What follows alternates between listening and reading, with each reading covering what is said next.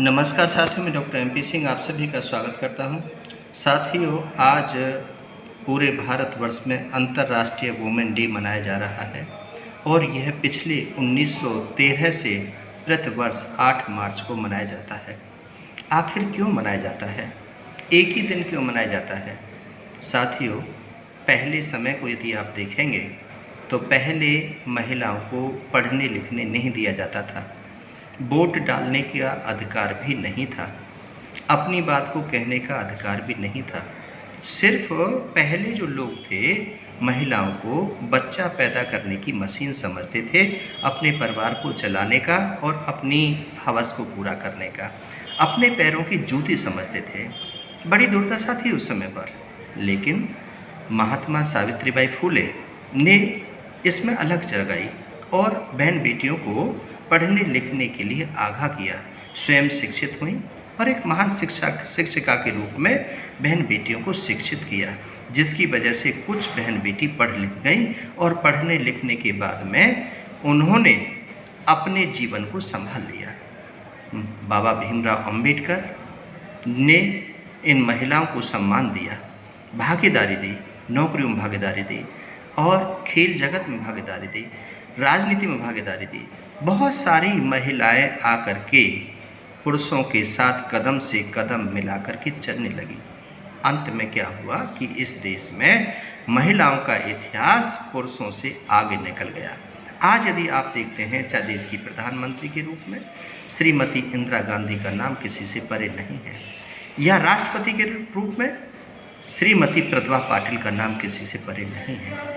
यदि हम अंतरिक्ष की बात करें तो कल्पना चावला का नाम सभी जानते हैं, महादेवी वर्मा, राजकुमारी, ऐसे बहुत सारे नाम हैं जिनको आप सब लोग भली भांति से जानते हैं। चाहे खेल जगत की हो, पुलिस प्रशासन में SP, DSP, IAS, IPS, वैज्ञानिक, प्रोफेसर, डॉक्टर, इंजीनियर, रिसर्चर, पत्रकार, कलमकार, साहित्यकार, सभी क्षेत्र में महिलाएं आज बढ़ चढ़ कर के भाग ले रही हैं, जिसमें फिर भी अपने आप को असुरक्षित समझ रही हैं।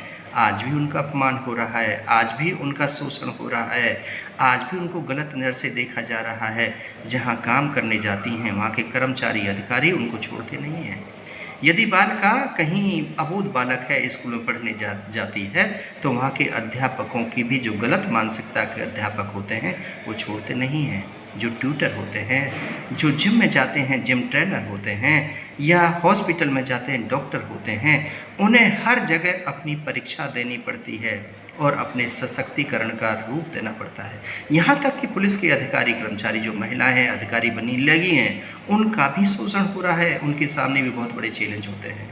सिर्फ पुलिस की बात नहीं, ज्यूडिशरी के अंदर यदि आप जाते हैं, जज होते हैं, न्यायपालिका में जज दुनिया का न्याय करते हैं, लेकिन अपने साथ फिर भी न्याय नहीं कर पाते हैं। बहुत सारी महिलाएं हैं जो फांसी के फंदे पर झूल जाती हैं, जो कई बार अपनी आत्मलीला ख़त्म कर लेती हैं। नहीं पढ़ी लिखी प्रोफेसर्स, लर्नड पीपल जो अपने पतियों से सामना नहीं कर पाती हैं, अपने सास ससुर का सामना नहीं कर पाती हैं और अपनी लीला को समाप्त कर लेती हैं। तो आज भी हमें ये महिला दिवस मनाने की ज़रूरत पड़ रही है। आज भी हमें उनके सम्मान की कदर करने के लिए ज़रूरत पड़ रही है, और ये जब तक होती रहेगी जब तक हमारी मानसिकता में परिवर्तन नहीं आएगा। किताबों को पढ़ने से, टेलीविज़न को देखने से, किसी के कहने से, सुनने से कोई परिवर्तन नहीं होता। जब हमारी बहन के साथ में, हमारी बेटी के साथ में जब अनजस्टिस होता है तो हम तलवार उठा लेते हैं, चाकू उठा लेते हैं, बंदूक उठा लेते हैं, लेकिन दूसरे की बहन बेटी को अपनी हवस का शिकार बनाने में बड़ा खुश होते हैं, बड़ा अच्छा लगता है। साथियों, ये सब ठीक नहीं है, क्योंकि जवाबदेही है। परमात्मा के पास सबने जाना है, जवाबदेही वहाँ फिक्स है, सबका लिखा हुआ है। एक न एक दिन आपको इसका भुगतान करना ही पड़ता है। कर भला हो भला, कर बुरा हो बुरा। तो साथियों, इन सब चीज़ों के साथ में मैं अंतर्राष्ट्रीय महिला दिवस पर आप सभी को शुभकामना देता हूं और आपसे एक निवेदन करता हूं, अपील करता हूं कि इस देश की महिलाओं को ये महिला दिवस ना मनाना पड़े। हमारी महिलाएं, हमारी बहन बेटियां सब सबला हों, अबला ना हों, उन पर अत्याचार शोषण ना हो, वो अपने मुखारबिन से कहें सब हमारे बहन भाई हैं, माता पिता के रूप में हमें सबका प्यार मिल रहा है। हम रात को भी जा सकते हैं, दिन को भी जा सकते हैं, हम किसी ऑफिस में काम कर सकते हैं, हम गौरवान्वित होते हैं पुरुषों के साथ काम करने में।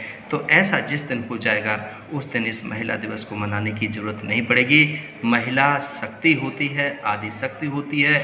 वैसे तो सब लोग आप व्रत करते हो, पूजा करते हो, नवरात्रि में नव दुर्गाओं की पूजा करते हो, लेकिन क्या हो जाता है आप लोगों को, जब पूजा के बाद में, पूजा के दौरान भी जब वो बहन बेटियां कहीं पर जवान बेटियां दिखाई पड़ती हैं तो अपनी मानसिकता को विकृत कर लेते हो, कहीं पर कुकृत्य करने में रूप और स्वरूप दे देते हो।